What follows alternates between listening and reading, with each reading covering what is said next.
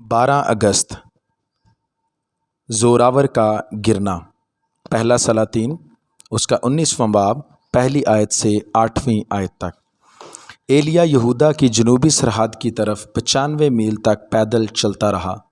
اس کے بعد اس نے ایک اور دن کے لیے بیابان میں سفر کیا۔ اس وقت تک وہ انتہائی تھک چکا تھا۔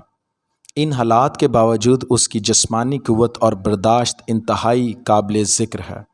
آخر کار اس کی جسمانی قوت اس قابل نہ رہی کہ مزید چل سکے، کیونکہ ایلیا نے سب سے پہلے بال کے پجاریوں کو کرمل کے پہاڑ پر نیچا دکھایا۔ اس کے بعد ضروری تھا کہ وہ ان کو مار ڈالے۔ یاد رکھیے، ابلیس کے علاقے پر اس طرح کا حملہ کرنا آسان بات نہیں ہے۔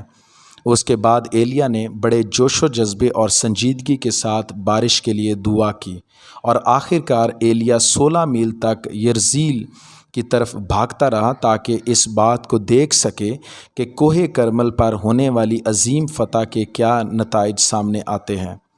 یاد رہے، یہ تمام واقعات ایک ہی دن میں رونما ہوئے تھے۔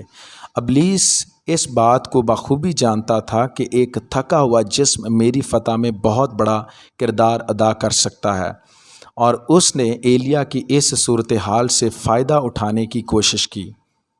جب ایزابل نے ایلیا کو ڈرایا اور دھمکایا تو ایسا لگتا ہے کہ وہ اپنے حواس کھو چکا تھا، اور اس کے بعد وہ اس وقت تک بھاگتا رہا جب تک کہ وہ بیابان میں ایک گھنے درخت کے نیچے آرام کرنے کے لیے بیٹھ نہ گیا۔ تب اس نے خدا سے درخواست کر کے اپنے لیے موت مانگی۔ ایلیا اب اس بات کے لیے نا امید ہو چکا تھا کہ وہ اسرائیل کو خدا کی طرف راغب ہوتے ہوئے دیکھ سکے گا۔ پس اب زندگی اس کے لیے ایک بوجھ بن چکی تھی۔ زندگی کا لطف اس کے لیے ختم ہو چکا تھا۔ یاد رکھیے، جب امید ختم ہو جاتی ہے تو زندگی جینے کا مقصد فوت ہو جاتا ہے۔ شاید ایلیا کو بھی یہی لگتا تھا کہ خدا نے اسے چھوڑ دیا ہے، لیکن ایسا ہرگز نہیں تھا۔ خدا نے ایلیا کی اس دعا کا جواب نہ دیا جو اس نے نا امیدی کی حالت میں کی تھی کہ خداوند مجھے موت کے حوالے کر دے۔ اس جہاں میں ہونے والے فسادات اور جھگڑوں کا ہمارے پاس کوئی جواز موجود نہیں، لیکن آج کی کلیسیا پر امید ہے۔ ہماری امید خدا کی آمد میں چھپی ہوئی ہے، اور ہمیں اس بات کا خیال رکھنے کی ضرورت ہے۔